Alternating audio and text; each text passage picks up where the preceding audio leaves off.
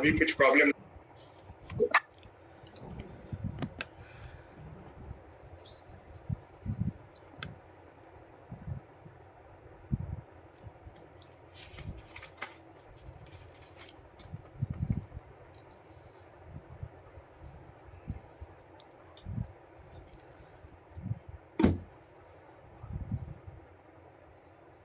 Problem discuss किया था, distance, smooth और सारा हो चुका है।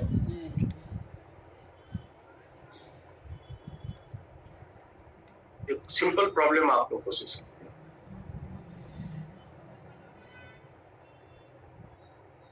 देयर इज अ टेबल, एक ब्लॉक इस टेबल पे रखा हुआ है। इस ब्लॉक का वैल्यू है 5 kg। एक इस साइड पुली है और इस साइड में इस ब्लॉक से बंधा हुआ एक धागा है, जिसके दूसरे साइड अगेन एक 5 kg का ब्लॉक लटका है और इसके लेफ्ट साइड में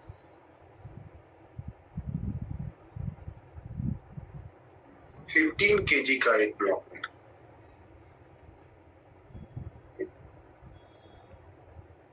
यहाँ पे जो कोएफिशिएंट ऑफ फ्रिक्शन है दोनों के बीच में, that is 0.2। What you have to find out?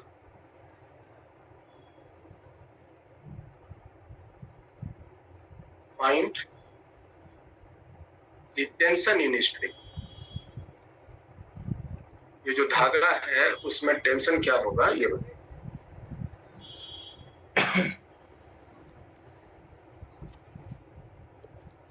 ये जो दोनों साइड में धागा है उसमें टेंशन क्या होगा ये बताइए।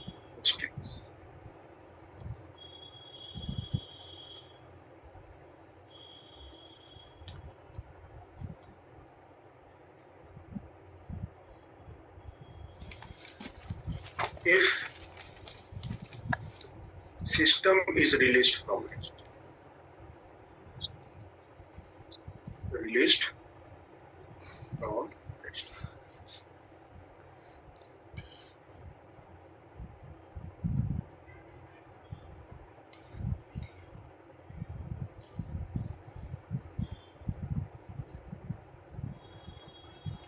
जब भी ध्यान से सुनिए और समझ लीजिए बात को, जब भी कांटेक्ट सरफेस में फ्रिक्शन लगा और वहां से उसको छोड़ा जा रहा हो रिलीज्ड फ्रॉम रेस्ट से, तो आपको ये चेक करना है कि ये जो कांटेक्ट सरफेस है वो स्लाइड करेंगे कि नहीं करेंगे। स्लाइड करेंगे कि नहीं करेंगे इसको चेक करने का नियम सिखाए थे लास्ट क्लास में कि आप उस पर ड्राइविंग फोर्स पता लगा लीजिए और उस पर मैक्सिमम फ्रिक्शन फोर्स पता लगा। अगर ड्राइविंग फोर्स मैक्सिमम फ्रिक्शन से ज्यादा मिल गया तो वो स्लाइड करेगा और अगर ड्राइविंग फोर्स मैक्सिमम फ्रिक्शन से छोटा हुआ तो स्लाइड नहीं करेगा। ठीक है, ये बात आपको अपना यूज करना है थ्रू आउट, जब भी फ्रिक्शन आपको मिल जाए वह। तो जैसे इस सवाल को देखो ध्यान से, इस सवाल में क्या है कि हमने इस सिस्टम को रिलीज किया है रेस्ट से। इस साइड 15 kg है, इस साइड ऊपर में 5 kg और नीचे में दाएं साइड में 5 kg। अब इसको हम पूरे सिस्टम को रिलीज करते हैं रेस्ट से, पूरे सिस्टम को रेस्ट से रिलीज करते। रेस्ट से रिलीज करने पर ये जो 5 kg है वो चल भी सकता है, नहीं भी चल सकता। वो डिपेंड करेगा कि फ्रिक्शन की मैक्सिमम वैल्यू क्या है और इसको खींचने वाला फोर्स की ताकत क्या है। तो वो कैसे पता चलेगा? तो आप पहले फोर्स बॉडी डायग्राम ड्रॉ कीजिए। अच्छा, तो ये हो जाएगा। बताइए, दाएं साइड से लगाना फोर्स शुरू करते हैं। यहाँ पे हो गया 5 kg, तो नीचे फोर्स लगेंगे 5G और यहाँ के धागा में टेंशन T1। दो धागा दिख रहे हैं, अलग अलग धागा में टेंशन अलग अलग। यहाँ भी T1। धागा के बारे में अगर कुछ ना दिया हो तो आप उसको मासलेस कहें। यहाँ भी T1, यहाँ भी T1। फिर इसके पास मास है 5 kg का, नीचे की तरफ 5 G का फोर्स लगेगा और ऊपर में लगेगा 9। फिर लेफ्ट साइड आ जाइए, लेफ्ट साइड में धागा शुरू है, यहाँ पे टेंशन होंगे T2, अलग अलग धागा में टेंशन अलग है। ये T2, यहाँ पे T2, ऊपर भी T2 और नीचे में 15 kg होने के बाद ये हो गया 15। ठीक है, फ्रिक्शन की मैक्सिमम वैल्यू को डिसाइड करो। फ्रिक्शन की मैक्सिमम वैल्यू क्या है, ये चेक करने के लिए फ्रिक्शन की मैक्सिमम वैल्यू क्या लग सकती है, ये पता लगा लीजिए। ये हो गया म्यू एस इंटू। अब आपको म्यू एस म्यू के दो कोफिशिएंट ऑफ फ्रिक्शन होते हैं, अगर वो नहीं दिया है, अकेला एक ही म्यू दिया है, तो हम म्यू एस का वैल्यू वही म्यू से काम चले और एन की वैल्यू हो जाएंगी 5 से, और यहां से इसके वैल्यू आएंगे। जी का मान 10 ले लेते हैं, तो ये हो गया 10, ये कैंसिल हो जाएंगे जी से, और ये 10 न्यूटन का फोर्स। ठीक है, तो फ्रिक्शन की मैक्सिमम वैल्यू हो गई 10 न्यूटन। अब देखो यहां ध्यान से, ये जो लेफ्ट साइड में 15 जी का नीचे का डायरेक्शन में फोर्स लग रहा है, इसका वैल्यू हो गया 150 न्यूटन। जो इस धागा की सहायता से इस ब्लॉक को, ये जो ऊपर में 5 kg का ब्लॉक, इस ब्लॉक को ये धागा जो है वो इसको नीचे का डायरेक्शन में 150 न्यूटन से खींचने का कोशिश। Net is equal to 100 newton से जो नीचे। इधर में देखिए कितना फोर्स लग रहा है, इधर में लग रहा है 50 न्यूटन, जी का वैल्यू 10 ले लिए। इसका मतलब हुआ कि ये जो धागा है राइट साइड वाला धागा, वो इस ब्लॉक 5 kg को नीचे की तरफ 50 न्यूटन का फोर्स लगाकर खींचना चाहिए। इस ब्लॉक पर 5 kg ब्लॉक पर जो टेबल पे रखा है, राइट डायरेक्शन में 50 न्यूटन के फोर्स पहुंच रहे हैं इस धागा के माध्यम से, और ये जो लेफ्ट साइड में जो धागा है ये वाला, उसके माध्यम से 150 न्यूटन के फोर्स यहाँ, लेफ्ट साइड में 150 न्यूटन और राइट साइड में 50 न्यूटन, तो नेट फोर्स यहाँ पे लग रहा है ड्राइविंग फोर्स के रूप में 150 Newton, I am sorry 100 Newton है ना। ये जो 150 है, यहाँ पे 150 न्यूटन के फोर्स पहुंच रहे हैं और राइट साइड से 50 न्यूटन के फोर्स पहुंच रहे हैं। इस ब्लॉक को चलाने वाला जो ड्राइविंग फोर्स इस ब्लॉक पे पहुंच रहा है, that is 100 Newton left direction. और ये फ्रिक्शन जो उसको चलाने से रोकने के लिए जो लगा सकता है, वो मैक्सिमम 10 न्यूटन लगा सकता है। तो आप बताओ ब्लॉक चलेगा नहीं चलेगा? प्रिंस, ब्लॉक चलेगा नहीं चलेगा? चलेगा सर। ये किधर चलेगा, लेफ्ट डायरेक्शन में राइट डायरेक्शन? लेफ्ट डायरेक्शन में अगर चलेगा तो फ्रिक्शन इस पर पीछे लगेगा। यस। और फ्रिक्शन का वैल्यू होगा म्यू के इंटू एन। यस। म्यू के म्यू एस तो दोनों एक ही है, तो हम यहाँ फ्रिक्शन का वैल्यू 10 न्यूटन दे सकते। और ये ब्लॉक लेफ्ट डायरेक्शन में एक्सेलरेट करेगा। तो ये जो 15 kg वाला लटका मास है वो नीचे की तरफ गिरेगा, और ये जो राइट साइड का 5 kg लटका मास है ये ऊपर की तरफ। ये चूंकि सब एक ही कनेक्टेड पॉइंट से कनेक्ट है, तो इसका मतलब सारे का एक्सेलरेशन सेम। अब आप इक्वेशन लिखिए, सॉल्व कीजिए टेंशन। ये जो 15 kg का इक्वेशन बोलिए। 15 है। आप लोग अगर इक्वेशन लिखने में अब तक जरा भी कंफ्यूजन है, आप जितने भी प्रॉब्लम मैंने सॉल्व किया है क्लास में, सबको उतार के इक्वेशन लिखना शुरू। और इक्वेशन लिखने से पहले फ्री बॉडी जरूर लो। तो इसका इक्वेशन कोई बच्चा बोलो। 15a 15g minus 2। This is equation.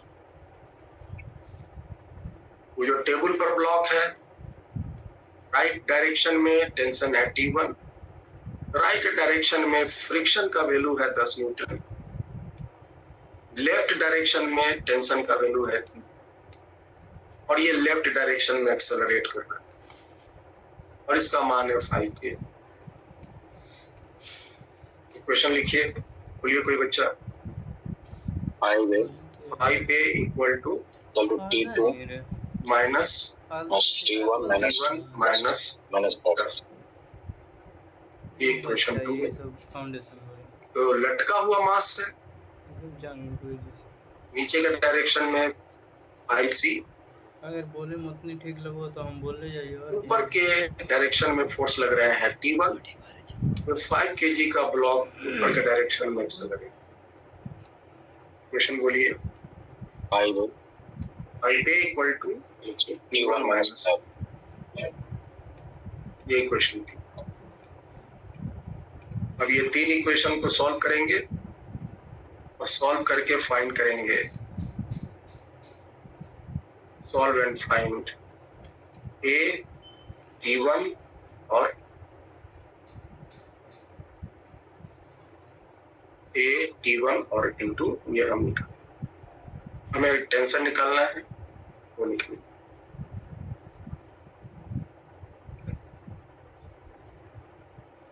बाकी हम ये मान के चलेंगे कि आप ये सारे इक्वेशन सॉल्व कर सकते हैं। आप तीनों को जोड़ देंगे ना तो A निकल जाए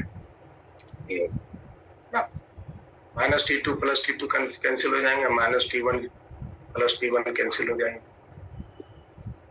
अगर आप इन तीनों को जोड़ देंगे तो ये माइनस T1 T2 और प्लस T2 कैंसिल हो जाएंगे। ये माइनस T1 प्लस T1 ये भी कैंसिल हो जाएंगे। लेफ्ट साइड में आ जाएंगे टोटल 25 पे, राइट साइड में आ जाएंगे 15G minus 5G minus. Simplify करेंगे तो A आ जाएगा, A के वैल्यू को यहाँ प्लेस करेंगे तो T1 आएगा और T1 का वैल्यू और A का वैल्यू इस इक्वेशन में प्लेस करेंगे तो T2, या A का वैल्यू इक्वेशन 1 में प्लेस करेंगे तो T1। ये अपना काम।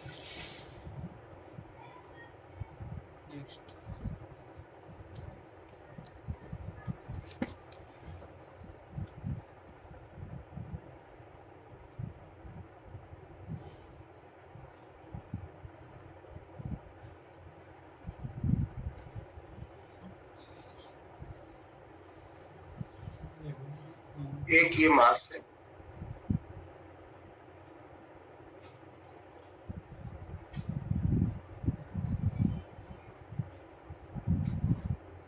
पुलिस से कनेक्ट है,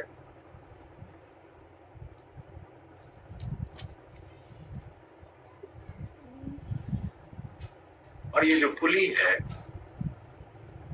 एक फिक्स्ड वेट से लगा,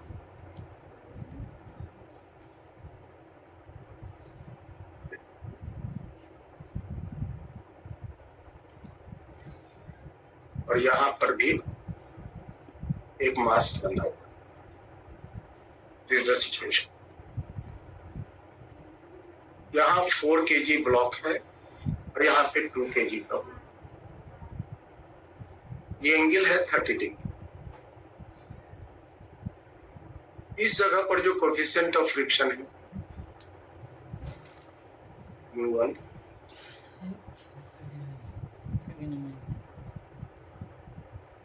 μ1, और इस जगह पर जो कोएफिशिएंट ऑफ फ्रिक्शन है μ2।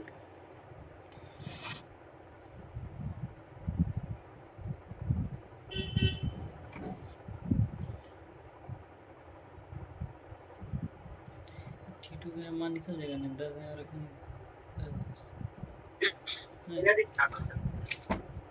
सिस्टम इज सिस्टम को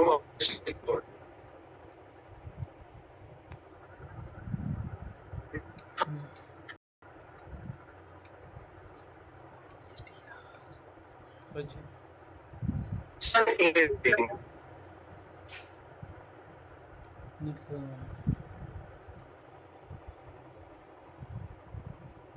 के नेट थोड़ा sir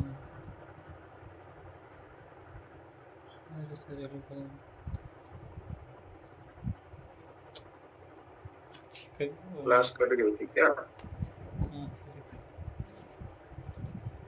Yes.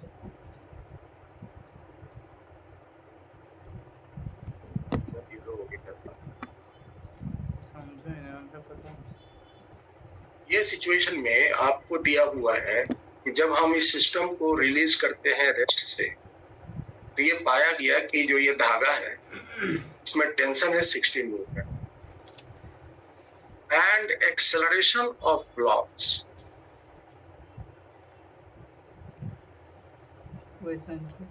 is 0.5 metre per second. Sir दे लोग किया बने नहीं। Find mu1 and mu2। mu1 और mu2 क्या होगा ये लिखा।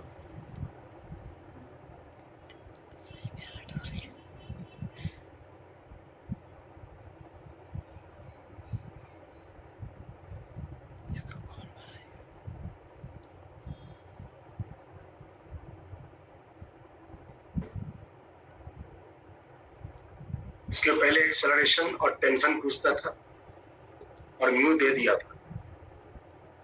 अभी के केस में mu1 और mu2 ही पूछ रहा है, एक्सेलरेशन और टेंशन ये दोनों दे दिए। कैसे सॉल्व करेंगे? तो बिल्कुल उसी तरह जो हमने सीखा है। सर mu2 2/5√3 है। mu2 का वैल्यू 2/5√3 mu2 का। और mu1 का सर वो निकाल रहा हूँ। कैलकुलेटर बैठ के खाए मैं सब्जी ना भगवान सबके देख के तो डिमोटिवेट हो जाता। तो कैमरा देखो भी लिखो ये वो तरफ से फोर्स लगा लीजिए। इधर मास है 2g, धागा मिला T1। T1 का हिसाब जो है सर T1 3/4 mu1। mu2 का वैल्यू चेक करो, कैलकुलेट करके डेसिमल में बताओ।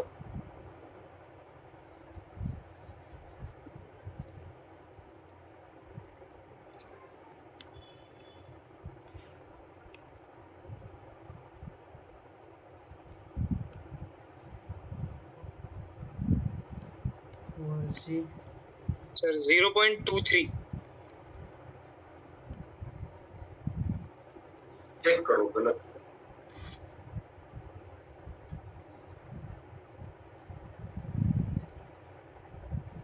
सटा है ना, नॉर्मल लगेगा ना, नॉर्मल यहाँ भी सटा नॉर्मल लगेगा।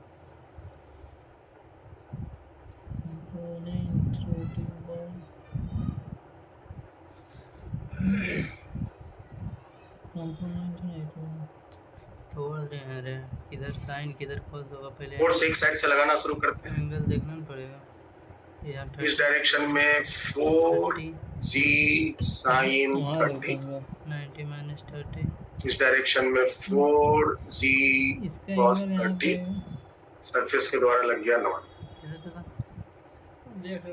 टेंशन है, ये रहा t, ये रहा टेंशन t, यहाँ भी वही t आएगा, ये आएगा, ये आएगा, राइट साइड में t है।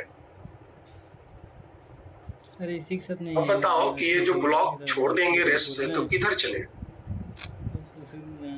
एक्सेलरेशन चलने की है तो चेक करने का जरूरत नहीं। ये जो 4 kg है नीचे जाएगा ऊपर जाएगा? नीचे जाएगा।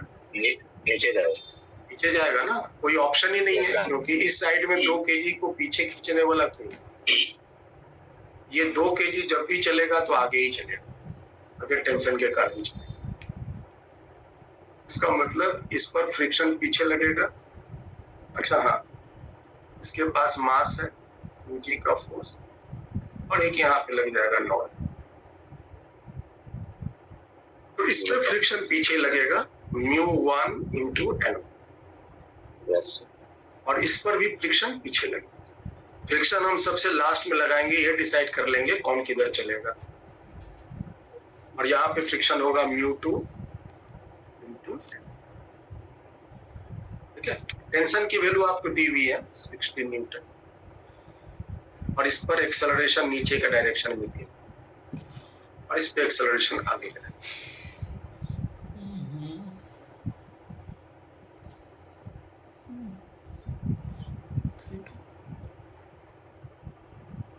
लगे हाथ हम यहाँ कैलकुलेशन भी कर लेते हैं। साइन 30 होते हैं 1/2, ये उधर हो जाएंगे 20 न्यूटन के फोर्स यस और ये 4g cos 30 का जो वैल्यू है √3/2 √3/2 ये हो जाएंगे 2g √3 20 √3।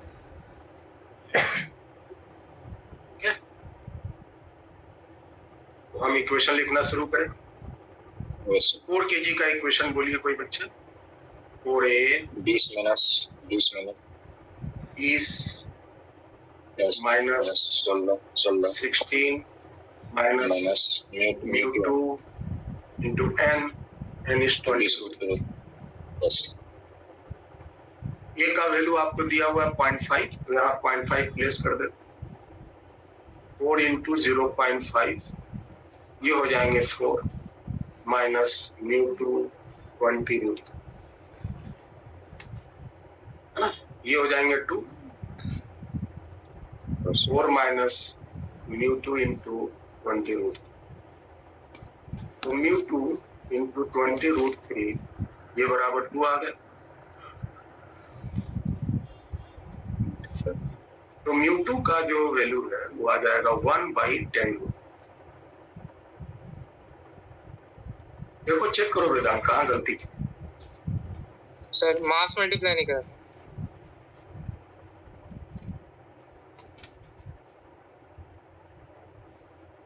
अब इधर देखिए, ये जो 2 kg का इक्वेशन लिखेंगे 2 into a is equal to right side में टेंशन है T, 16 न्यूटन बाद में रखेंगे और म्यू एन n1 का वैल्यू कितना हो जाएगा 20, 2g 20 ये हो जाएगा म्यू1 इंटू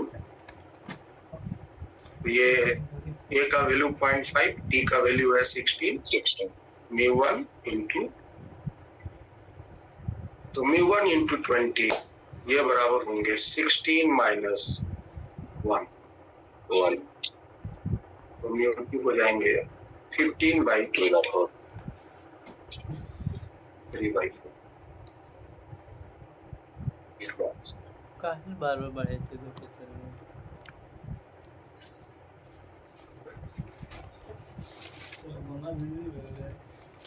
नहीं हम बोल रहे एक बार बढ़े what is it?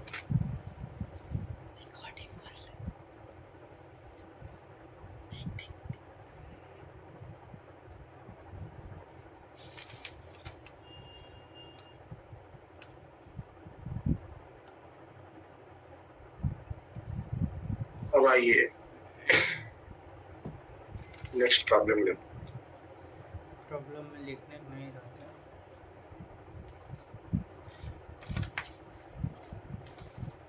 Single block या विनर है।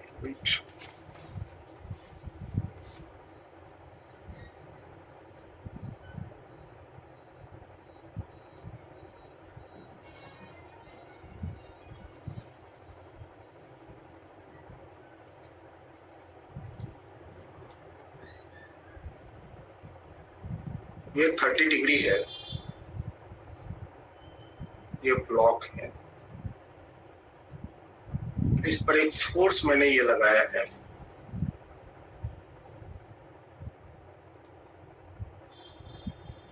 और ये है 30 डिग्री। ऐसा करते हैं, थोड़ा सा हम सिचुएशन को आसान करने के लिए एंगल को चेंज कर दें। ये 37 डिग्री और ये भी है 37 डिग्री। ब्लॉक 10 kg का है।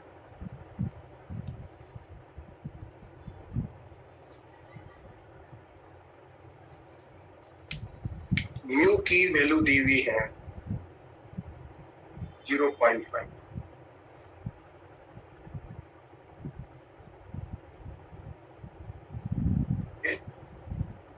कहता है find minimum and maximum value of f. f का मिनिमम और f का मैक्सिमम मान बताएं इस दिन जाकर so that the block doesn't slide.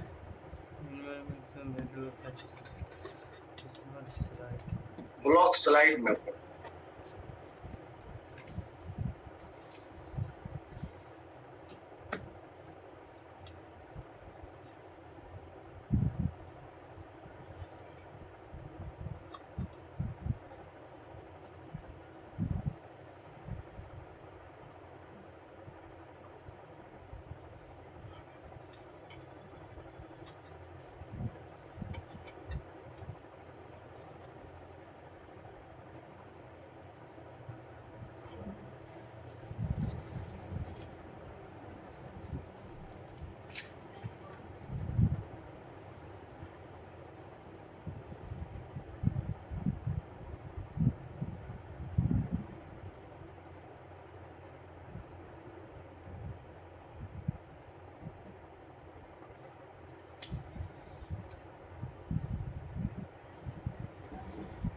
Sir block तो सर स्लाइड करेगा ही नहीं सर पहले से ही।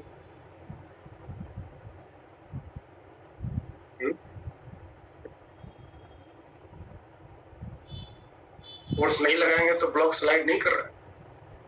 नहीं कर रहा है सर। 80 न्यूटन फ्रिक्शन पीछे लग रहा है ना सर। कर लेता है। अगर हम फोर्स का वैल्यू 0 लगाते हैं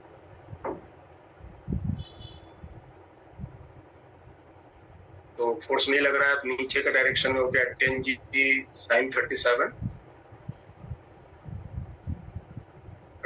हो गया 3/5 हो गया 10 सर 2 होगा ना 60 न्यूटन। तो ड्राइविंग फोर्स हो गया 60 न्यूटन जब फोर्स 0 है, और फ्रिक्शन फोर्स कितने हो जाएंगे maximum mu into N. N की वैल्यू हो जाएंगी 10 जी cos 37। जी का मान 10 ले लेते माइनस -4/5। म्यू का वैल्यू 0.5 है। तो देखो पॉइंट हटाएंगे तो नीचे 10 आ गए, 10 ये कैंसिल, 5 ये कैंसिल, तो ये 40 न्यूटन। तो ड्राइविंग फोर्स जब फोर्स 0 है तो ड्राइविंग फोर्स है 60 न्यूटन और फ्रिक्शन की वैल्यू है मैक्सिमम 40। ये स्लाइड कर रहा है। तुम कैसे चेक किए वेदांत, थोड़ा हमसे शेयर करो। सर यही काम करा था सर, बट वो कोफिशिएंट ऑफ फ्रिक्शन को मल्टीप्लाई करना भूल गया।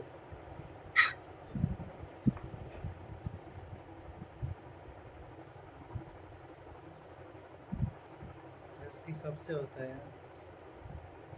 सर मिनिमम फोर्स 40 न्यूटन और मैक्सिमम फोर्स 91 न्यूटन आ रहा है। मिनिमम 40 न्यूटन 40 और मैक्सिमम 91 अप्रोक्सीमेट लेके।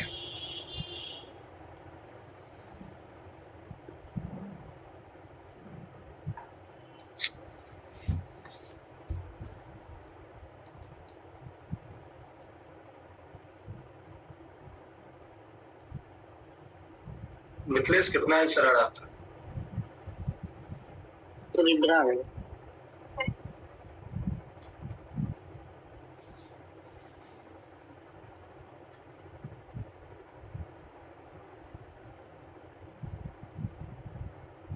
अच्छा, मिनिमम केस में क्या होगा?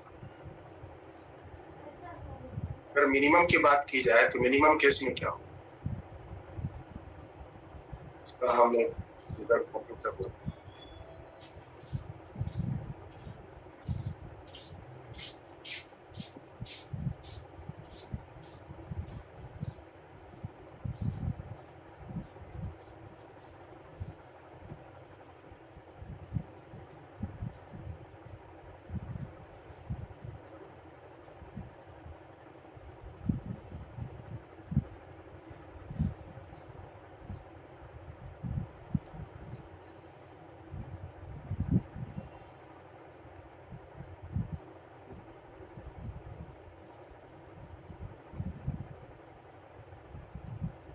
हाँ जी, मिनिमम के केस में क्या हो?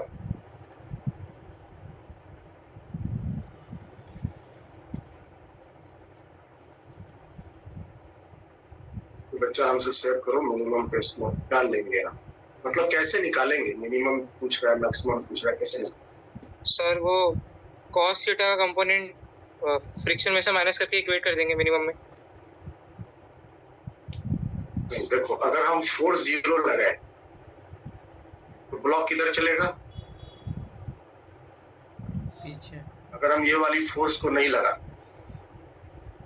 0 लगाते, नीचे तो चले अभी देखा था नीचे के डायरेक्शन में 60 न्यूटन के फोर्स थे और फ्रिक्शन ऊपर की तरफ 40 लग रहा था, तो ये ब्लॉक नीचे की तरफ स्लाइड करना शुरू कर।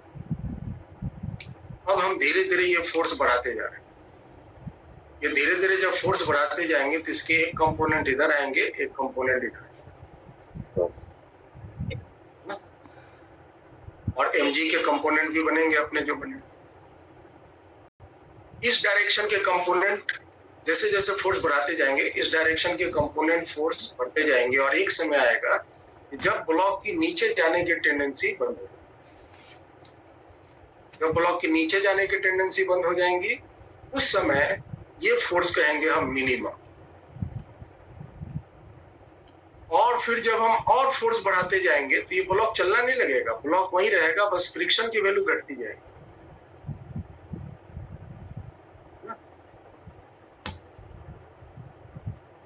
और फोर्स बढ़ाते जाएंगे तो ये ब्लॉक जो है अब ये ऊपर जाने की टेंडेंसी बनाने लगेगा,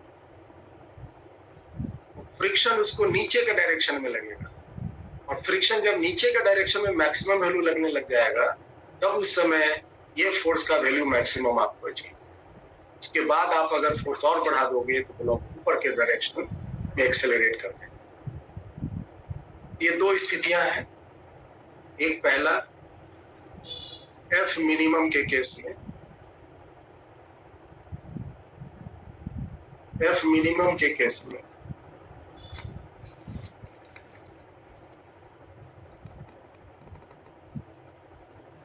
when F minimum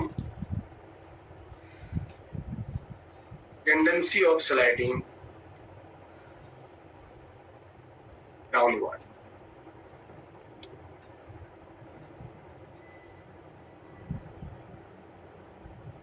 बस यही लेना है, बाकी सबको सॉल्व कर। ये F के मिनिमम आ गए। और F मैक्सिमम के केस में टेंडेंसी ऑफ स्लाइडिंग ले लेंगे अपवर्ड। फोर्सेस ड्रॉ कीजिए। मास के कारण mg के कंपोनेंट इधर और एक कंपोनेंट इधर। इधर के कंपोनेंट कितने होंगे? sin 37, जो वैल्यू आ जाएंगे 60 न्यूटन। mg cos 37, जो वैल्यू कितने आएंगे? 80 न्यूटन। सरफेस के द्वारा एक नॉर्मल फोर्स लगेगा।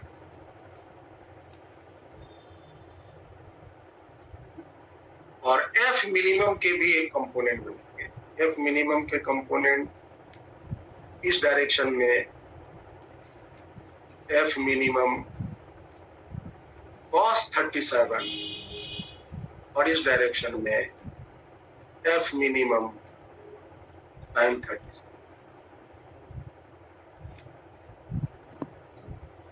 और ब्लॉक की टेंडेंसी नीचे डायरेक्शन में है तो फ्रिक्शन फोर्स लगेगा,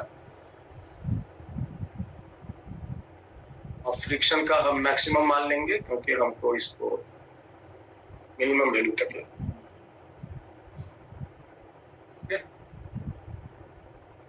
देखो फ्रिक्शन का वैल्यू चेंज हो जाएगा। बताइए n का वैल्यू यहाँ क्या रखेंगे? इस केस में n का वैल्यू क्या रखेंगे? 80 minus n plus F minimum sin 37 is equal to 80. is equal to 80। n का वैल्यू इतना है, 80 माइनस इतना,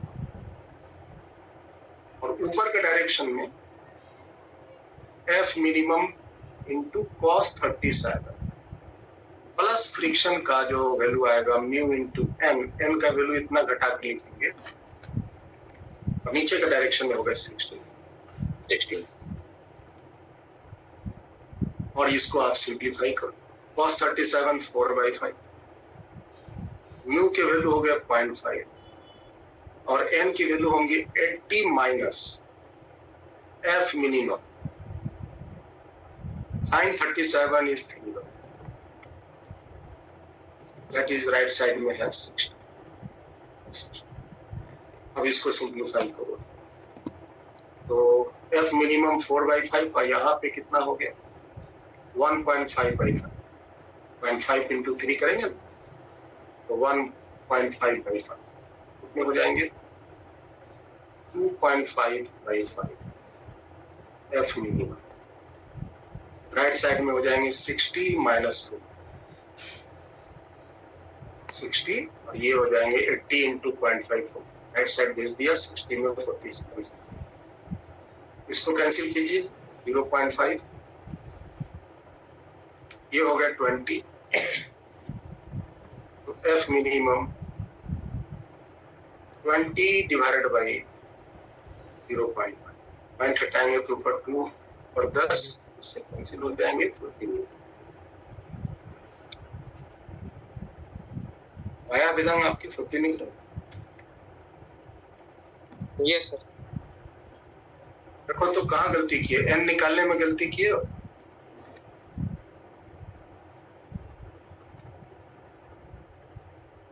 एन की वैल्यू निकालने में जनरली गलती होगा। एन की वैल्यू जनरली बच्चे लोग ले लेंगे mg cos,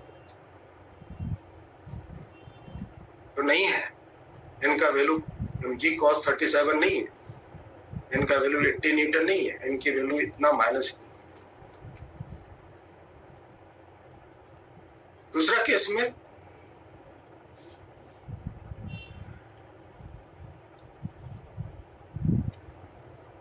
जब हम फोर्स का वैल्यू मैक्सिमम लेंगे, व्हेन एफ मैक्सिमम, फोर्स बढ़ाते जाएंगे तो ये ब्लॉक की टेंडेंसी ऊपर जाने की,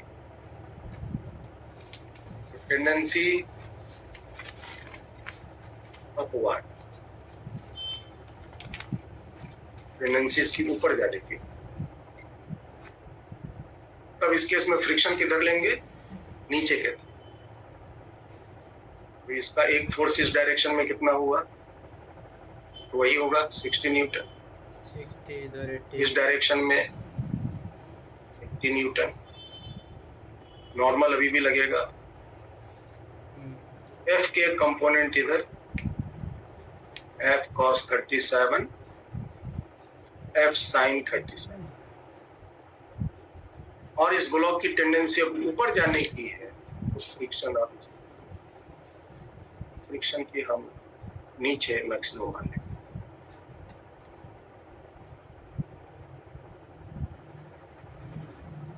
यहां पर भी n प्लस एफ sin 37, यह मैक्सिमम एफ के वैल्यू होंगे, एफ मैक्सिमम होंगे, sin 37 will be equal to 80, और ऊपर के जो फोर्स हैं एफ मैक्सिमम cos 37, ये बराबर होगा 60 प्लस फ्रिक्शन, फ्रिक्शन की वैल्यू म्यू इंटू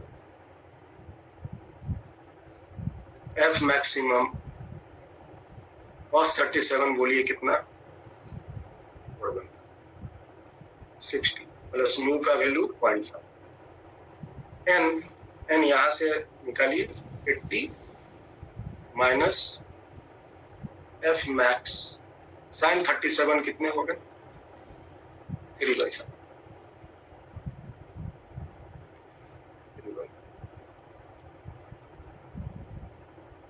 ठीक है। इसको आप सिंप्लीफाई करो, ये 3 इंटू 0.5 1.5/5 लेफ्ट साइड आ जाएंगे, तो 4 प्लस 1.5 तो 5.5/5 राइट साइड में क्या हो जाएंगे, तो ये 60 और ये हो जाएंगे 40 हो जाएंगे ना, 5 into 80, Okay. तो F maximum value 100 into 5 divided by 5, ये वैल्यू है 500 divided by 5, ये approximately 91 न्यूटन।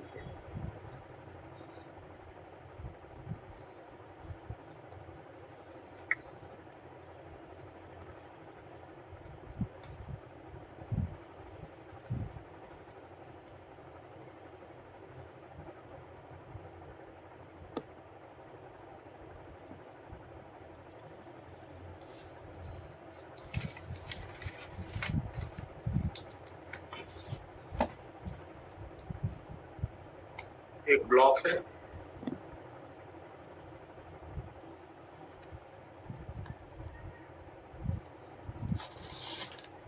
ये एक सरफेस पे रखा है, सरफेस स्मूथ, अब यार इस पर हम हम एक फोर्स लगाकर इसको आगे की तरफ ढकेल रहे हैं, इसकी मास है कि एक ब्लॉक यहाँ है,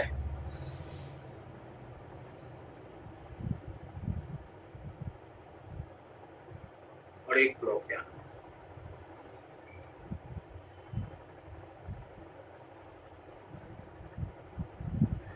इन दोनों जगहों पर कोफिशिएंट ऑफ फ्रिक्शन म्यू, यहाँ भी म्यू है, यहाँ भी म्यू,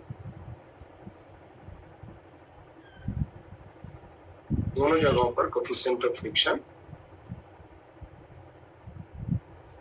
प्रश्न पूछा जा रहा है, find minimum and maximum value of F so that the small blocks presents light with respect to weight.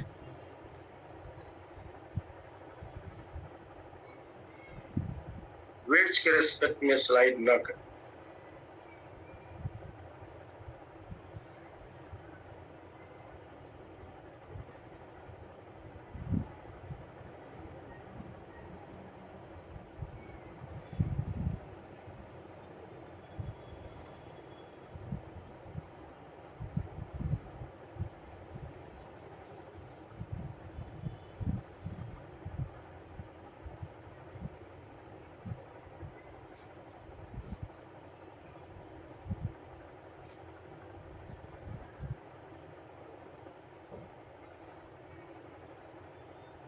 यहाँ भी फ्रिक्शन है, यहाँ भी फ्रिक्शन है, ध्यान रहे। हम इस पूरे सिस्टम को आगे की तरफ ढकेल रहे हैं।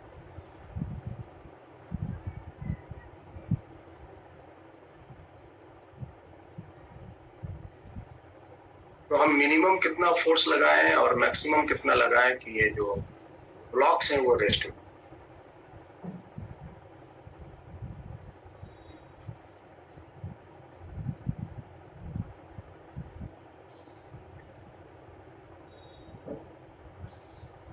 सेम कॉन्सेप्ट जो भी आप सीखे वही यूज करें।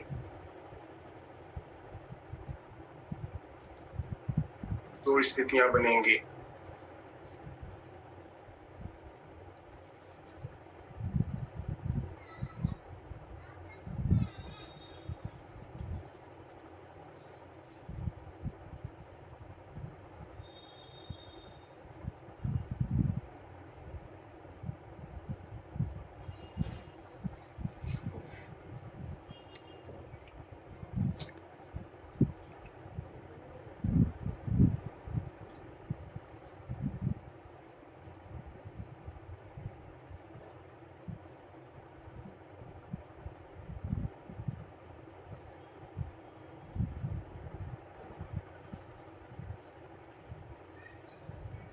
सरफेस स्मूथ,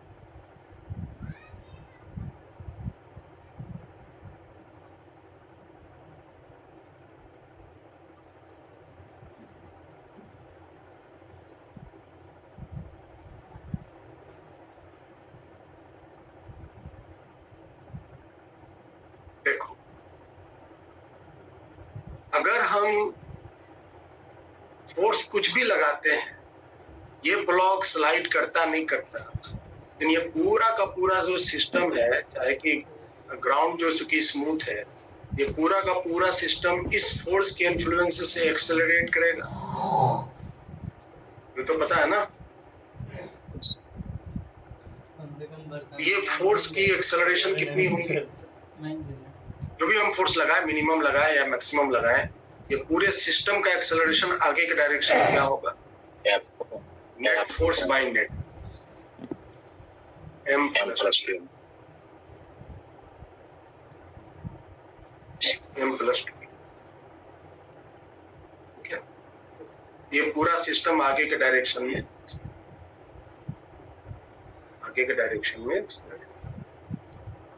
फोर्स मैक्सिमम लगाएंगे, मैक्सिमम एक्सेलरेशन करेगा, मिनिमम लगाएंगे तो मिनिमम एक्सेलरेशन। अब बताइए इस केस में मिनिमम फोर्स के लिए क्या टेंडेंसी होगा। अगर हम फोर्स मिनिमम लगाएंगे, ये जो लटका हुआ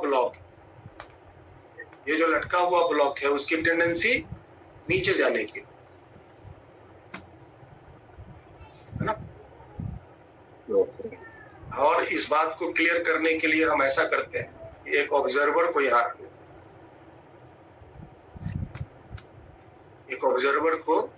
हैं। देखिएगा फोर्स हम ड्रॉ कर रहे हैं ध्यान से। एक ऑब्जर्वर को यहाँ रख लिया, ये ऑब्जर्वर क्या करेगा, ये ऑब्जर्वर इस पूरे सिस्टम के साथ एक्सेलरेट कर रहा है। ये पूरा का पूरा सिस्टम आगे के डायरेक्शन में एक्सेलरेट कर रहा है। ये ऑब्जर्वर कैसा ऑब्जर्वर हुआ, inertial non inertial? Non inertial. तो सारे मासेस पे सूडो फोर्स लगेंगे, इस पर एक सूडो फोर्स पीछे लगा दे, मास के कारण mg, सरफेस के द्वारा नॉर्मल, ये धागा टेंशन लेगा, यहाँ पे टेंशन, यहाँ पे भी टेंशन, और एक सूडो फोर्स इस पर भी लगेंगे पीछे के डायरेक्शन में ma। इस ma के कारण ये दोनों कांटेक्ट में आ जाएंगे, सट जाएंगे। सटने के कारण इस पर एक नॉर्मल फोर्स, सटने के कारण एक नॉर्मल फोर्स आगे के डायरेक्शन में, और इसके पास मास है तो मास के कारण नीचे की तरफ फोर्स। अभी हम फ्रिक्शन नहीं लगाए हैं क्योंकि चलने की टेंडेंसी भी पैदा करेंगे। ठीक है, एक बार फिर से देख लीजिए, हम सारे फोर्सेस से लगा रहे हैं, ध्यान से देखिए। अगर ऑब्जर्वर यहाँ है और ये पूरा सिस्टम एक्सेलरेट कर रहा है, ये ऑब्जर्वर भी एक्सेलरेट कर रहा है, ये नॉन इनर्शियल है। जितने भी मासेस हैं, सब में जितने रियल फोर्सेस हैं वो सारे लगेंगे और एक सूडो फोर्स भी। जैसे इसकी बात करो तो इसके मास m है तो mg लगेंगे, सतह से सटा है तो नॉर्मल लगेंगे, है ना, यहाँ नॉर्मल n1 दे दे, और एक सूडो फोर्स पीछे लगेगा।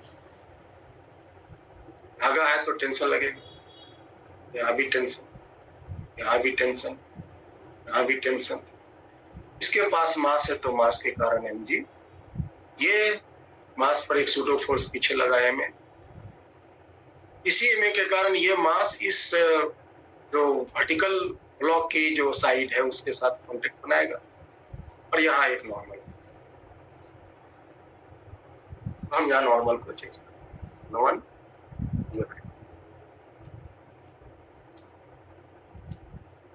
अब अगर फोर्स को मिनिमम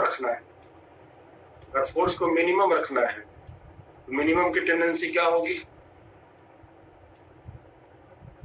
ये जो मास है इस पर एक पीछे के डायरेक्शन में ma फोर्स लग रहा है और नीचे mg लग रहा है।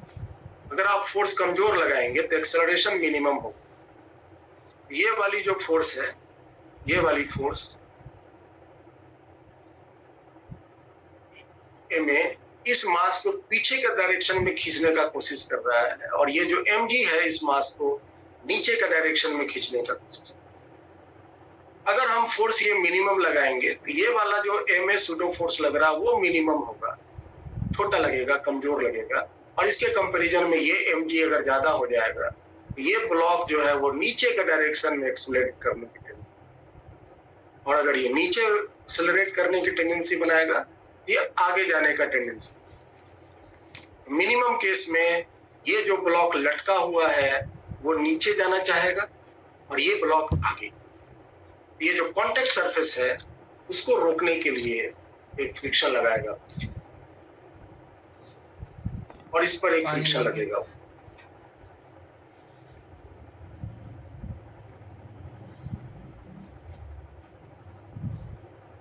इस केस में अगर आप F का फोर्स का वैल्यू मैक्सिमम रखेंगे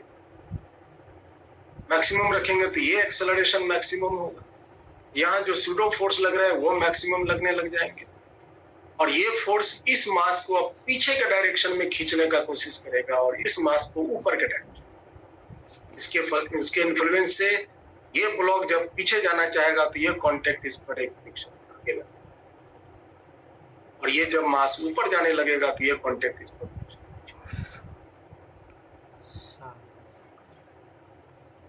बस यही है सिचुएशन मिनिमम का मैक्सिमम का। अभी ब्लॉक कोई चला नहीं है, फ्रिक्शन की मैक्सिमम वैल्यू तक हम इस ब्लॉक को रोका हुआ एज्यूम करें। अब इक्वेशन लिख दीजिए। ये जो मास है इसका इक्वेशन बोलिए, रुका हुआ है। इस मास का रुका होने का इक्वेशन बोलिए। ऊपर का मान n1, नीचे है mg, पीछे के डायरेक्शन में फोर्स है ma और पीछे में है फ्रिक्शन जिसका मैक्सिमम वैल्यू होगा म्यू इनटू n और आगे के डायरेक्शन n1 का वैल्यू mg हम यहाँ प्लेस कर सकते हैं। इसको आप इक्वेशन 1 ले लीजिए। इस केस में ये जो दूसरा लटका हुआ मास है, ऊपर के डायरेक्शन में फ्रिक्शन और ऊपर में है टेंशन। फ्रिक्शन की वैल्यू यहाँ पर क्या लिखेंगे दूसरा वाले केस में? यहाँ लिखेंगे म्यू इंटू n2। वैसे पहले n2 लिख देते। ये राइट साइड की जो n2 है वो बराबर होगा लेफ्ट साइड के ma के बराबर। ऊपर का फोर्स हुआ friction, that is mu into n।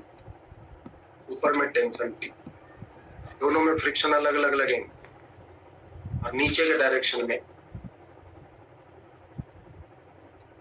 ये T और ये फ्रिक्शन दोनों बैलेंस कर रहा है mg को। T प्लस फ्रिक्शन बैलेंस कर रहा है और राइट साइड में n2, लेफ्ट साइड में n2 बराबर है, क्योंकि ये ऑब्जर्वर के लिए ये दोनों के दोनों मास रुका होना चाहिए, स्लाइड नहीं करना। तो हम इक्विलिब्रियम इक्वेशन, इसमें m का ऊपर में नॉर्मल और नीचे mg, नॉर्मल और आगे में टेंशन T और पीछे में ma, T पीछे ma।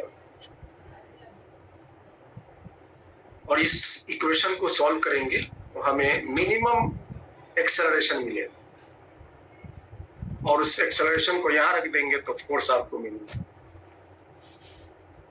फोर्स का वैल्यू आप यहाँ से डायरेक्ट लिख सकते हैं m प्लस 2m। चलो एक फोर्स निकाल लेते हैं।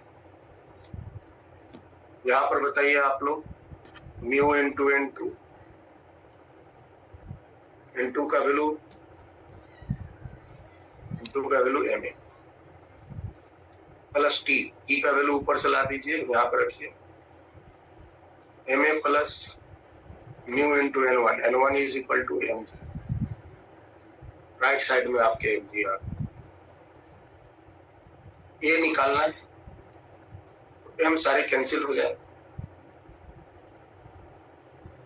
और देखिए तो यहाँ पर mu a plus a common ले लेते, म्यू प्लस 1, राइट साइड में g है और इधर में म्यू g है तो g कॉमन ले लिया, 1 माइनस। यहाँ से a का वैल्यू मिनिमम आया, वो आया mu into 1 g into 1 minus 2 divided by 1 plus. Force के मिनिमम वैल्यू हो जाएंगे जो ऊपर के फोर्स है यहाँ m plus 2m into a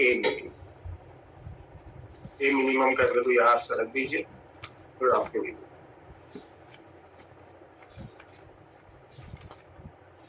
ये वैल्यू मिनिमम मैंने निकाल दी। So this will give you the answer. Similarly, अब यहाँ भी इक्वेशन फटाफट सेट कीजिए और सॉल्व करने में ज्यादा दिक्कत नहीं।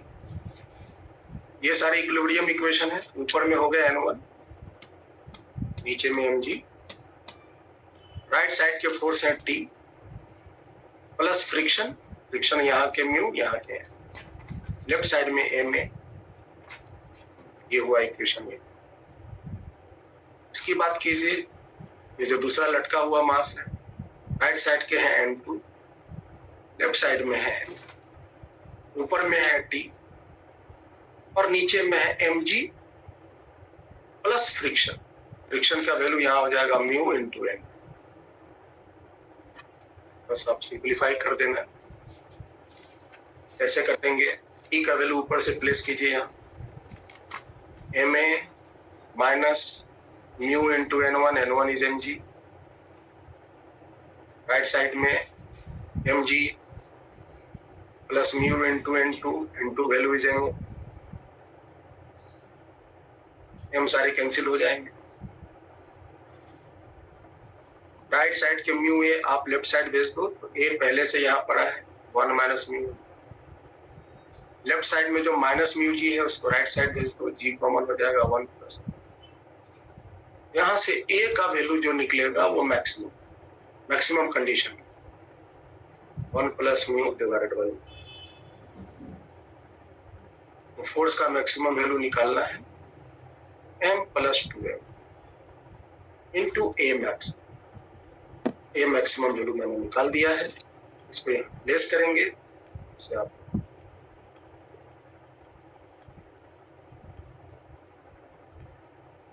ठीक है जी।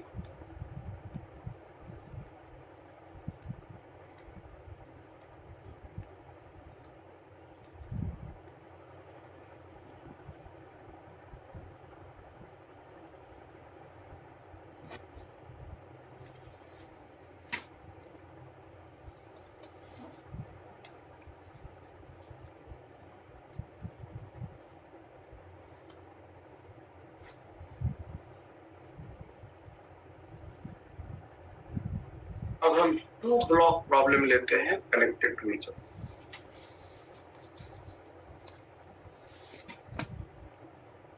ध्यान से सीखिएगा, यहाँ थोड़ा सा सिचुएशन गंभीर होने वाला।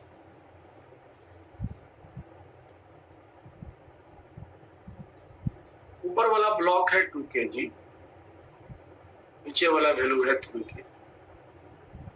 कोएफिशिएंट ऑफ स्टैटिक फ्रिक्शन है 0.5 और कोएफिशिएंट ऑफ काइनेटिक फ्रिक्शन है 0.7।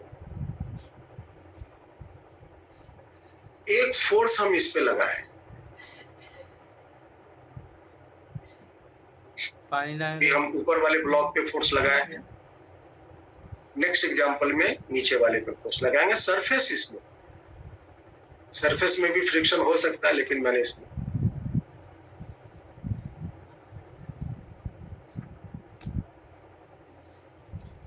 क्वेश्चन पहला आपसे पूछ रहा है, find the maximum value of force so that block 2 kg doesn't slide over 3 kg.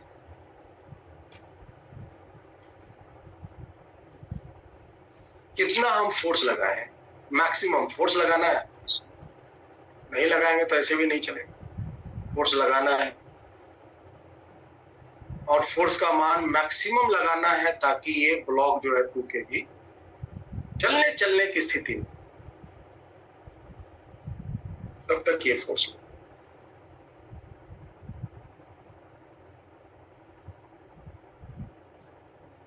ठीक है।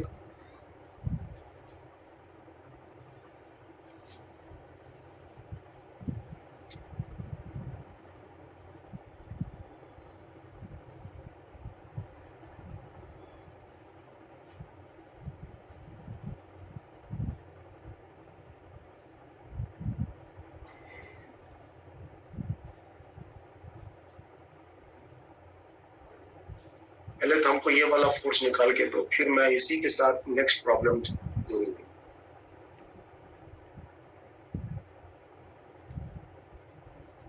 Find acceleration of blocks when. पहले आप इस पहला प्रश्न का जवाब दीजिए, फिर हम आगे का प्रश्न करेंगे।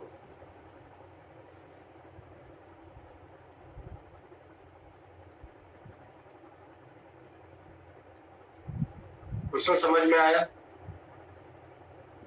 आइनेश? Yes sir.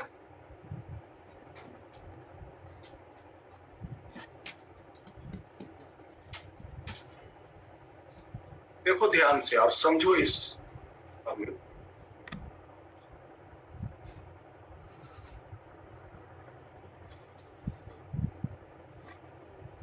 सरफेस तो स्मूथ अच्छा, तो इस पे कैलकुलेशन और एक फोर्स हम इस पे लगा रहे हैं। आपको पता है ये दोनों के बीच एक बॉन्डिंग होते हैं। जब तक ये बॉन्ड टूटेगा नहीं, ये ब्लॉक 2 kg 3 kg के ऊपर नहीं सोएगा। और इस बॉन्ड को टूटने का जो फोर्स है मैक्सिमम फ्रिक्शन μs इनटू, यहाँ पर n का वैल्यू क्या लगेगा? 2g। यहाँ पे n का वैल्यू होगा 2g जी होंगे।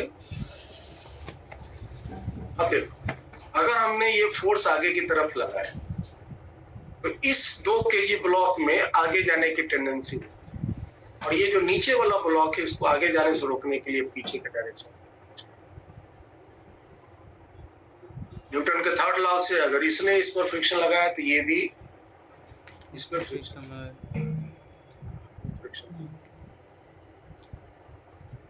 ये ऊपर वाले ब्लॉक पे फ्रिक्शन लगा और ये फ्रिक्शन इस पे लगा, और दोनों फ्रिक्शन के वैल्यू सेम ही।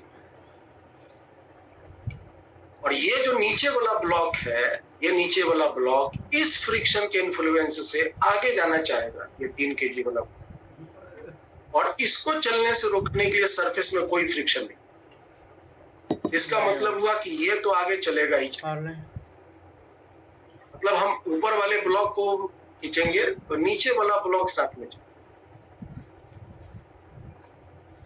क्योंकि जरा भी हम फोर्स ऊपर लगाएंगे तो एक फ्रिक्शन डेवलप होगा, वो फ्रिक्शन का रिएक्शन इस पे डेवलप होगा, और इस रिएक्शन फ्रिक्शन के कारण ये जो ब्लॉक है 3 kg वाला वो आगे के डायरेक्शन में चलेगा। और दो बातें हो सकती हैं, अगर ये कांटेक्ट टूट जाए, यहाँ जो बॉन्डिंग है वो टूट जाए तो दोनों के एक्सेलरेशन अलग अलग होंगे, और अगर ये कांटेक्ट में बना रहा तो दोनों के एक्सेलरेशन से दोनों के एक्सेलरेशन से। अब देखो इसको हम कैसे सॉल्व करते हैं। पहले तो फ्रिक्शन की मैक्सिमम वैल्यू क्या है बता दीजिए। 8 न्यूटन। फ्रिक्शन की मैक्सिमम वैल्यू यहाँ क्या होगी? Mu s into N. 10 newton. Mu s की वैल्यू कितनी है? 0.5 इंटू 10 का वैल्यू यहाँ आ जाएगा 2। ये कितने हो जाएंगे? 0.5 इंटू 20, 10 न्यूटन। फ्रिक्शन की मैक्सिमम वैल्यू भी 10। थोड़ा मना छोड़ दे। अगर ये बॉन्डिंग नहीं टूट रहा है और फ्रिक्शन अपना मैक्सिमम वैल्यू अचीव कर लिया, फ्रिक्शन वैल्यू अपना मैक्सिमम अचीव कर लिया है 10 न्यूटन, ये 10 न्यूटन, और बंधन नहीं टूटा है और फ्रिक्शन अपनी मैक्सिमम वैल्यू अचीव कर लिया है, तो दोनों के दोनों ब्लॉक साथ एक्सेलरेट करेंगे। Yes sir. करेंगे ना। और ये वो स्थिति होगी जब फोर्स का मान यहाँ पे मैक्सिमम लगेगा और ब्लॉक स्लाइड भी नहीं करेगा। मैं फोर्स का वैल्यू बढ़ाते गए, एक स्थिति आया जब ये फ्रिक्शन का वैल्यू मैक्सिमम है ना। हमने शुरू में क्या रखा, देखो ध्यान से, हमने शुरू में बस फ्रिक्शन लगा दिया। मान लो हम ये फोर्स का वैल्यू 0 रखते हैं, बताना ये फोर्स का वैल्यू हम 0 न्यूटन रखते, तो बताओ फ्रिक्शन कितना लगेगा? सर 0 ही लगेगा। 0 ही लगेगा, 0 ही लगेगा। क्या ये कांटेक्ट टूटेगा? नहीं टूटेगा। सर नहीं टूटेगा। और दोनों ब्लॉक रेस्ट में रहेंगे, एक्सेलरेट भी नहीं करेंगे। और अगर हम इस फोर्स का मान 0 से थोड़ा बढ़ा देते हैं, मान लो फ्रिक्शन फोर्स हम कुछ कर देते हैं 5 न्यूटन, क्या फ्रिक्शन लगेगा? नहीं लगेगा। सर लगेगा सर। इसका मतलब क्या कह सकते हैं कि जैसे जैसे हम ये फोर्स का वैल्यू बढ़ाएंगे, फ्रिक्शन का वैल्यू भी बढ़ेगा। Yes sir. As force increases, इसको अगर हम डिफाइन करना चाहें, as F increases from 0, friction also increases till its maximum level. जैसे जैसे हम फोर्स बढ़ाएंगे, फ्रिक्शन का भी वैल्यू बढ़ेगा, और ये फ्रिक्शन का वैल्यू कब तक बढ़ेगा? मैक्सिमम वैल्यू तक। इससे ज्यादा तो हो नहीं सकता। Until then, till then, both blocks will be together. जब तक ये बॉन्ड नहीं टूटता, तब तक ये दोनों ब्लॉक साथ में रहेंगे। मतलब Both blocks will be together. दोनों ब्लॉक साथ में रहे, ये बंधन नहीं टूटे। और इस फोर्स के बाद फर्दर और फोर्स हम बढ़ा देंगे तो फिर ये बॉन्ड टूटे। फ्रिक्शन की वैल्यू अब इससे ज्यादा तो नहीं। At particular instant, at the point of sliding,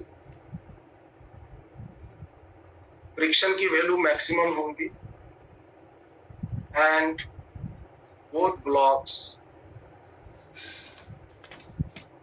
will accelerate together. दोनों ब्लॉक में एक्सेलरेशन साथ में, और इस स्थिति तक आप इस फोर्स की वैल्यू को बढ़ा सकते। इसके बाद अगर हम फोर्स और फर्दर बढ़ा देंगे, ये बॉन्ड टूट जाएगा। फ्रिक्शन की वैल्यू तो बढ़ेंगे नहीं, तो बॉन्ड टूट जाएंगे, और ये ब्लॉक ऊपर वाला 3 kg वाले ब्लॉक के ऊपर स्लाइड करना है। तो हम पहला केस फ्रिक्शन की मैक्सिमम वैल्यू ले लेंगे 10 न्यूटन, जो मैक्सिमम वैल्यू मैंने निकाला है, और इन दोनों ब्लॉक को साथ में, इन दोनों ब्लॉक को साथ में, ये भी ब्लॉक एक्सेलरेशन ए से चलेगा और ये भी ब्लॉक एक्सेलरेशन ए से।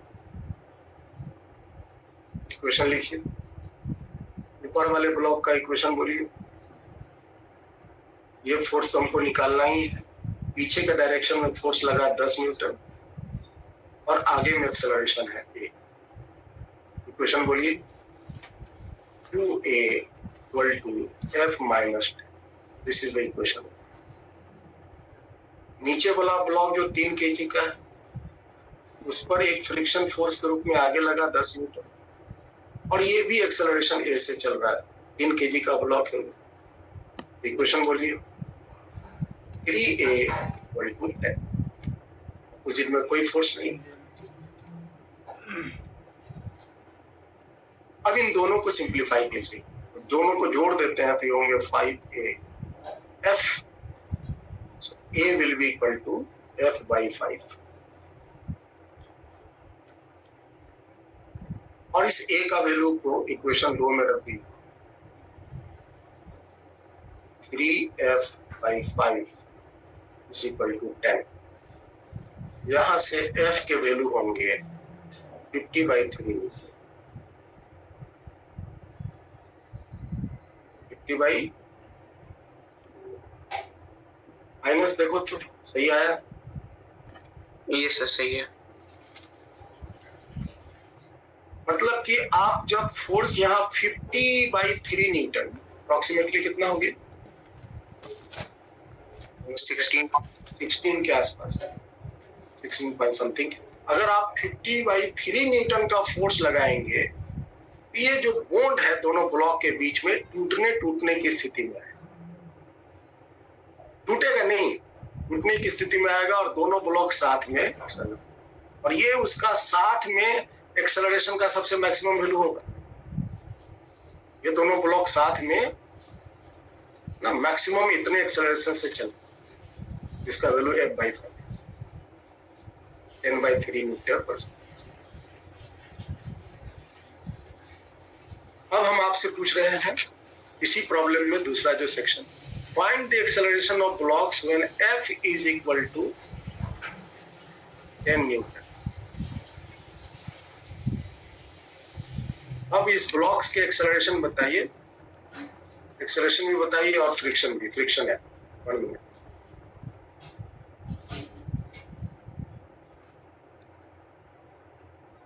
Find acceleration of blocks and friction acting when F is equal to 10 Newton or F is equal to 20 Newton.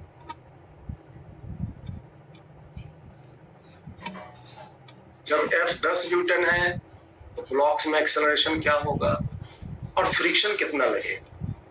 और जब फोर्स का वैल्यू 20 न्यूटन है तो फिर F का वैल्यू क्या होगा और एक्सेलरेशन कितना, फ्रिक्शन कितना लगेगा। पहले वाले में तो सर 0 हो जाएगा। क्या 0 हो जाएगा? सर वो एक्सेलरेशन, श्योर? क्योंकि सर गेस कर रहे हो? नहीं सर, 16.66 है तो सर उससे छोटी वैल्यू पे तो सर 0 ही रहेगा। आप शायद समझे नहीं शुरू में जो मैंने समझाया, देखो ध्यान से फिर, और सबको ही देखो।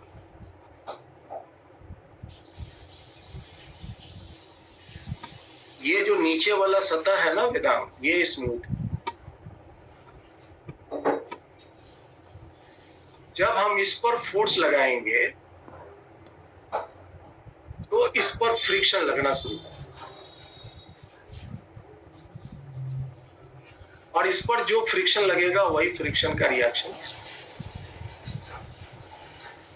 और इस फ्रिक्शन के कारण ये नीचे वाला ब्लॉक तो चलेगा ही चलेगा। अगर आप यहाँ 1 न्यूटन का भी फोर्स लगाएंगे तो ये वाला ब्लॉक चल देगा, क्योंकि 1 न्यूटन लगाएंगे तो फ्रिक्शन यहाँ डेवलप होगा, ये फ्रिक्शन यहाँ रिएक्शन देगा, और इस रिएक्शन के कारण ये ब्लॉक एक्सेलरेट, क्योंकि इस ब्लॉक को रोकने वाला जो सतह में फ्रिक्शन नहीं है। अगर इधर में कोई फ्रिक्शन होता तो हो सकता है कि ये रुका रहे। मतलब कहने का कि अगर हम इसको कुछ भी फोर्स देंगे ना तो ये वाला ब्लॉक नीचे वाला तो चलबे करेगा, और नीचे वाला चलेगा तो साथ में लो। समझ में आ रहा है? हाँ सर।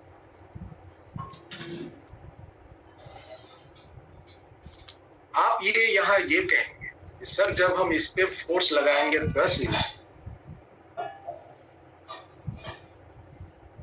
जब हम इस पे 10 न्यूटन का फोर्स लगाएंगे, अच्छा बताइए फ्रिक्शन की मैक्सिमम वैल्यू कितनी अचीव हुई है, किस फोर्स पे अचीव हुई?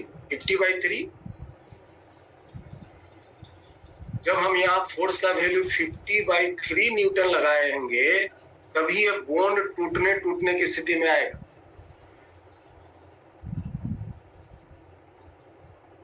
जब ये 50/3 न्यूटन का हम ये फोर्स लगाएंगे तो ये जो बॉन्ड है आपस में दोनों जो कांटेक्ट में है, ये टूटेगा कब? जब हम इतना फोर्स का स्थिति, इतना फोर्स लगाएंगे। इससे कम लगाएंगे ये बॉन्ड नहीं टूटेगा, और इससे ज्यादा लगाएंगे ये बॉन्ड टूट जाएगा। तो बताओ ये फोर्स मैंने जो लगाया 10 न्यूटन, ये 10 न्यूटन 50/3 से कम है कि ज्यादा है? कम। बताओ भाई, 50/3 से कम है कि ज्यादा है? कम है सर कम है। कम है ना, 10 न्यूटन का वैल्यू कम। इसका मतलब ये दोनों बॉन्ड नहीं, ये जो आपस में फ्रिक्शन बॉन्ड है वो नहीं टूटे। यहाँ कह सकते हैं here F is 10 newton is less than F naught जो बंधन तोड़ने वाला फोर्स था 50/3. Friction bond will not break. Bond will not break. Friction bond जो है ये टूटेगा नहीं. Hence both blocks will move together. ये दोनों के दोनों साथ चले और फ्रिक्शन जो लगेगा वो स्टैटिक लगेगा. याद रखो फ्रिक्शन का वैल्यू तो म्यू एस इंटू एन या म्यू के इंटू एन नहीं ले. दोनों ब्लॉक साथ में चलेंगे क्योंकि बॉन्ड टूटेगा तब तो अलग अलग हो. तो हम नेक्स्ट पेज में लेते हैं. ये जो ऊपर का फोर्स, ऊपर का ब्लॉक जिस पर मैंने फोर्स लगाया 10 न्यूटन, पीछे में फ्रिक्शन लगेंगे. फ्रिक्शन का वैल्यू अब यहाँ म्यू एस इंटू एन या म्यू के इंटू एन नहीं बोलेंगे. इस पर भी फ्रिक्शन लगेंगे और दोनों के दोनों ब्लॉक सेम एक्सेलरेशन से क्योंकि बॉन्ड टूटा नहीं. तो इक्वेशन बोलिए भाई. ऊपर का 2 kg है, 2a equal to 10 minus friction. This is equation. इसका इक्वेशन बोलिए 3a इक्वल टू, जोड़ देते हैं ये 5a इक्वल टू 10 और यहां से a का वैल्यू आया 2 मीटर पर सेकेंड. बोथ ब्लॉक्स के एक्सेलरेशन होंगे. पहला ब्लॉक का एक्सेलरेशन 2 kg का और 3 kg का भी एक्सेलरेशन वही होंगे 2 मीटर पर सेकेंड.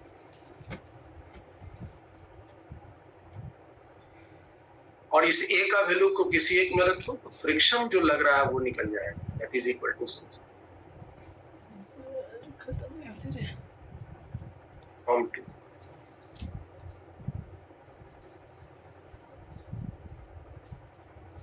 फ्रिक्शन की मैक्सिमम वैल्यू है 10 न्यूटन.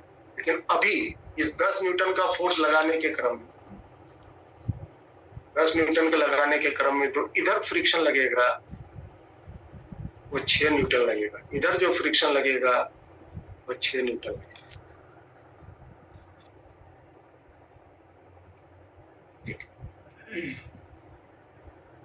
अब बताइए जब हम फोर्स 20 न्यूटन कर देंगे, जो ब्लॉक पे हमने फोर्स लगाया 10 न्यूटन की जगह हम 20 न्यूटन कर, तब उस केस में क्या हाल बने? ये ब्लॉक, ये ब्लॉक, याद रखिए ये प्रॉब्लम हम सॉल्व तभी कर पा रहे हैं जब फर्स्ट प्रॉब्लम को सॉल्व किया है. हमें ये पता चल गया है कि क्या यहाँ कितना फोर्स लगाने से इसके बॉन्ड टूटते हैं. वो वैल्यू हम पता लगा चुके हैं 50/3 में. अब हम ये फोर्स लगा रहे हैं 20 न्यूटन और ये जो 20 न्यूटन लगा रहे हैं ये 50/3 न्यूटन से ज्यादा है ना. Yes sir.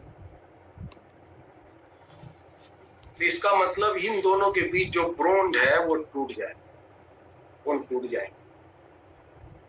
In this case here F applied जो है वो 50/3 न्यूटन से ज्यादा है. Hence friction bond will break and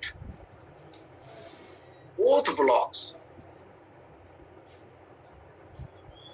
will slide with different acceleration. दोनों ब्लॉक्स के एक्सेलरेशन डिफरेंट क्योंकि ये बॉन्ड टूट गया तो ये अपना चलेगा और ये अपना चलेगा. ऐसा नहीं कि नीचे वाला रुका रहे. क्योंकि जब हम फोर्स लगाएंगे तो इस पर एक फ्रिक्शन लगेगा और वही फ्रिक्शन यहाँ भी लगेगा और ये वाला फ्रिक्शन इसको चलाएगा। इस केस में इसके एक्सेलरेशन अलग होंगे और इसके एक्सेलरेशन, दोनों ब्लॉक्स के एक्सेलरेशन अलग। अब चूंकि बॉन्ड टूट गया है, ब्लॉक इसके ऊपर स्लाइड करना शुरू कर दिया है, तो जो अब फ्रिक्शन लगेगा वो फ्रिक्शन काइनेटिक लगेगा।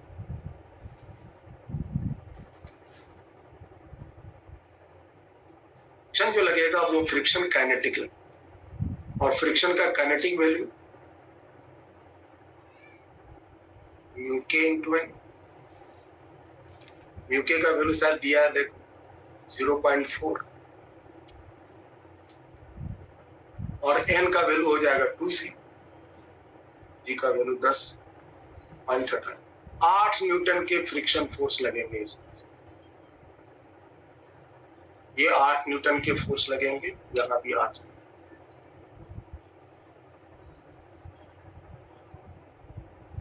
और दोनों ब्लॉक्स के एक्सेलरेशन अलग अलग। अब आप दोनों का इक्वेशन अलग अलग लिखो। पहले आप 2 kg का बोलो equation. 2a1 equal to 20 minus पीछे में लगा 8।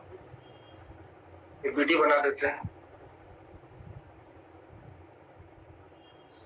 ये 2 kg में आगे की तरफ फोर्स लग रहा है 20 न्यूटन, पीछे की तरफ फोर्स लग रहा है 8 न्यूटन और ये ब्लॉक एक्सेलरेट किया है। 2 kg का ब्लॉक। क्वेश्चन लिखेंगे 2a1 equal to 20 minus a1 value कितना हो जाएगा 12/2, 6 मीटर पर सेकंड।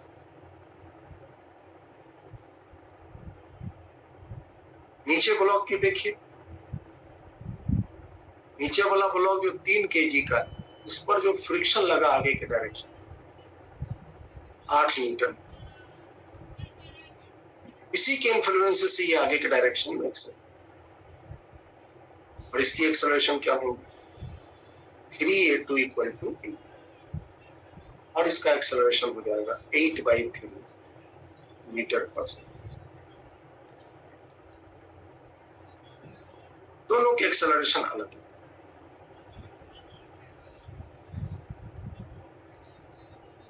दोनों के एक्सेलरेशन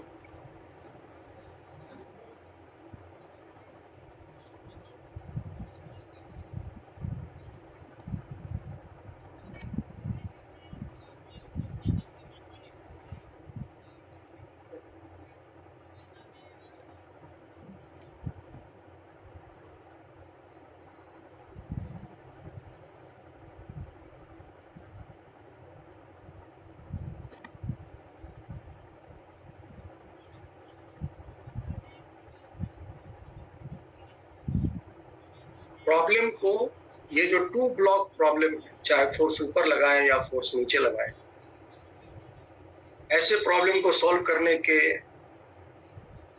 तरीके अलग अलग हैं। अगर पहला तरीका बात की जाए जो मैंने अभी सिखाया कि आप पहले वो फोर्स पता लगा लो जिस फोर्स पे फ्रिक्शन बॉन्ड टूटने की स्थिति में आ जाए। उस स्थिति में हम फ्रिक्शन का मैक्सिमम वैल्यू लेंगे और दोनों को साथ एक्सेलरेट करेंगे। वो फोर्स हमको मिल जाएगा जिस पर बॉन्ड टूटने की स्थिति में। फिर जो आप अगर अप्लाइड फोर्स लगाए हो, वो अप्लाइड फोर्स अगर उस फोर्स के लगाने से कम है तो बॉन्ड नहीं टूटेंगे, दोनों ब्लॉक साथ। और अगर अप्लाइड फोर्स उस फोर्स से अगर ज्यादा है तो मतलब बॉन्ड टूट जाएंगे, दोनों के एक्सेलरेशन अलग।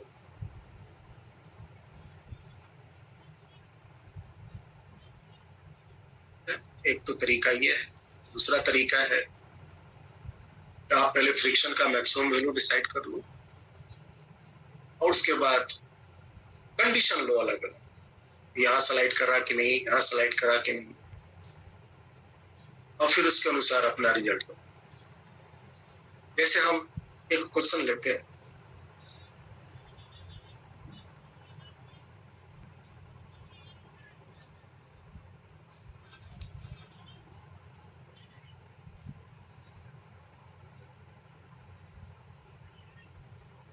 हम इसको जनरल फॉर्म में कर देते हैं। ये वैल्यू है m1, ये वैल्यू है m2, यहाँ का कोफिशिएंट ऑफ फ्रिक्शन है म्यू, और एक फोर्स हम लगाए हैं F।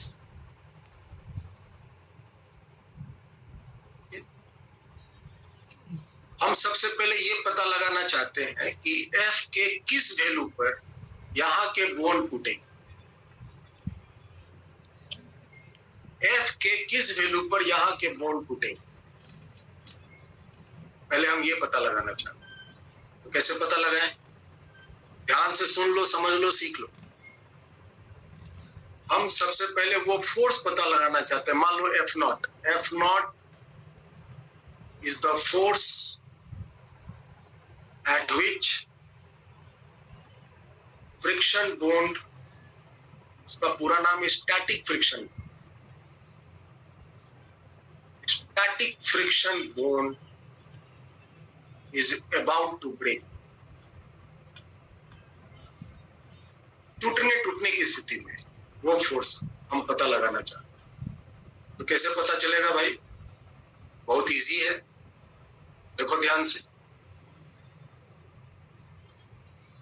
बहुत इजी। ये फोर्स आप F0 लगा दो, टूटने की स्थिति में फ्रिक्शन फोर्स तो पीछे लगेगा, तो पता है फ्रिक्शन के वैल्यू होंगे μs इंटू n। ये मास m1 है, ये मास m2 है, तो n का वैल्यू हम यही mg रख देते हैं,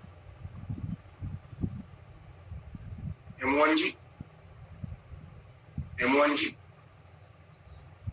और ये दोनों को साथ एक्सेलरेट कर, इन दोनों को साथ एक्सेलरेट कर। फटाफट इक्वेशन लिखो, सॉल्व करो, F0 के वैल्यू आ जाए। बताओ क्या है? m1a equal to F0 minus μs into m1g। इसका इक्वेशन बोलिए। m2a equal to μs into, दोनों को सिंप्लीफाई करो, जोड़ दो, m1 plus m2, a equal to f।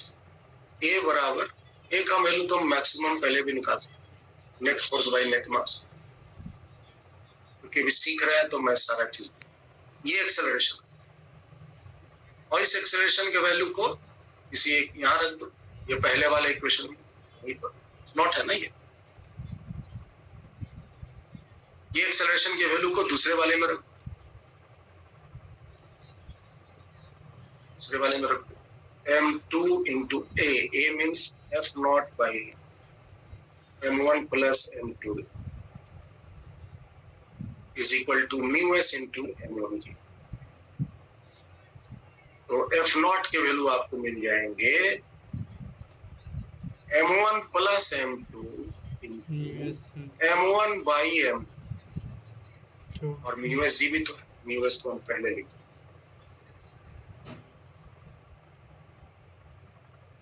Mu, ये हो गया,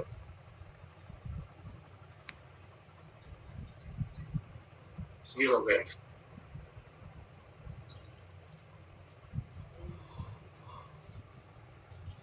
इस फोर्स के वैल्यू पर, इस फोर्स के वैल्यू पर ये बॉन्ड टूटेंगे, और ये फोर्स आप फटाफट ये इक्वेशन फोर्स लगा दो उतना, फ्रिक्शन की मैक्सिमम वैल्यू लेकर दोनों को साथ एक्सेलरेट कर दो, इक्वेशन लिखो, सॉल्व करो, फोर्स के वैल्यू आए। ये फोर्स आ गया। अब दूसरा,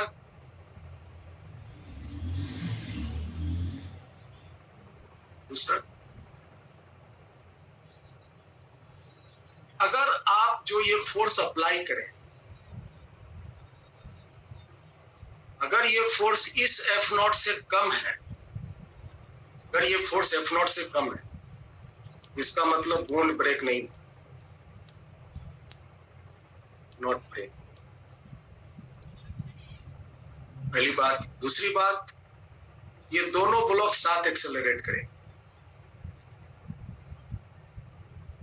बोथ एक्सेलरेट, और फ्रिक्शन का वैल्यू स्टैटिक फ्रिक्शन लगेगा, ये दोनों साथ में रहेंगे, हम साथ साथ हैं, ऐसा बोला। फ्रिक्शन लगेगा पीछे, फ्रिक्शन लगेगा, लेकिन दोनों के दोनों साथ चलेंगे, दोनों के दोनों साथ।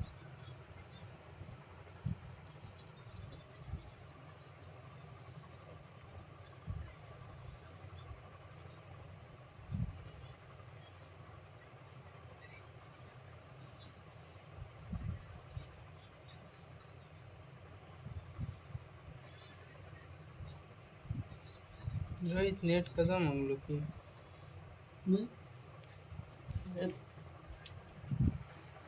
किसर के नहीं सब सर के अगला अपन खत्म हो तो पहले क्या होगा, दोनों साथ चले, पहले दोनों साथ चले, हम साथ साथ। कब तक साथ चलेंगे भाई? जब तक बॉन्ड टूट नहीं जाए। ये दोनों तब तक साथ चलेंगे जब तक फोर्स का वैल्यू F0 के बराबर नहीं होगा।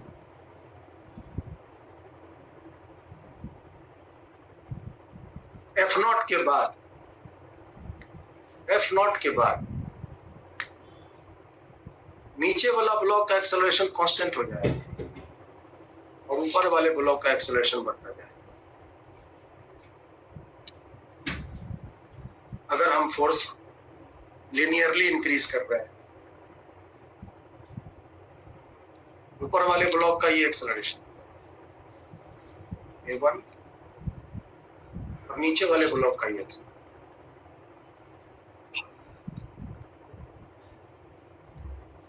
As F increases from 0 to 0,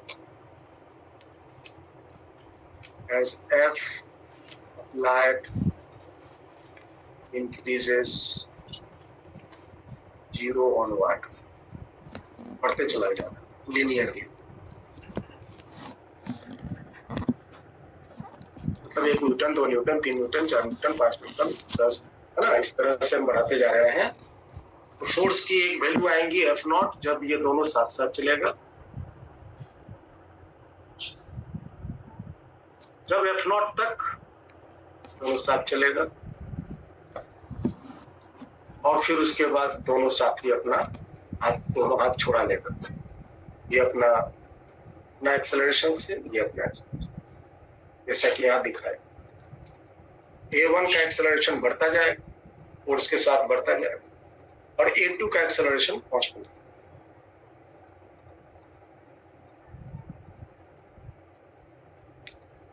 समझ आया? वेदांत क्या समझ में आया? Yes sir. नेक्स्ट क्लास में हम इसकी दूसरी कंडीशन लेंगे, पाथ फाइंडर के ओनली MCQ बना, पाथ फाइंडर के ओनली MCQ बना। और कुछ सिलेक्टेड क्वेश्चन है BUY में, वो मैं दे देता, वो मैं क्लास में करूँ, ठीक है। और प्लस इसमें प्लस BYQ JEE मेंस, बस JEE मेंस का क्या बोलते हैं, वो जो आता है ना ऑनलाइन वाली, आजकल मार्केट में बुक्स मिलता है, ऑनलाइन एग्जाम। अगर आप सिर्फ ये कर लेते कॉन्सेप्ट के साथ, खुद से दिमाग लगाकर, खुद से, किसी का बिना हेल्प लिए। लेकिन आजकल जो क्वेश्चंस के पैटर्न थोड़े से टफ हो गए, इसलिए हम JEE मेंस को इंट्रोड्यूस दिया तो नहीं, JEE मेंस से दिया था। ये सब के क्वेश्चन मिलते हैं 40 साल वाली, है ना प्रिंस? प्रिंस के जाने प्रिंस चलिए। Yes sir. 40 साल का क्वेश्चन बैंक मिलता है ना? सब है ये। Yes sir. पूछोगे मतलब उसमें ज्यादा 11 टेंशन नहीं। 11 पहले तो फिजिक्स सीखो, कैसे सवाल सॉल्व होता है। कुछ बच्चे आंसर सॉल्यूशन देख देख के दिन भर बिता लेते हैं।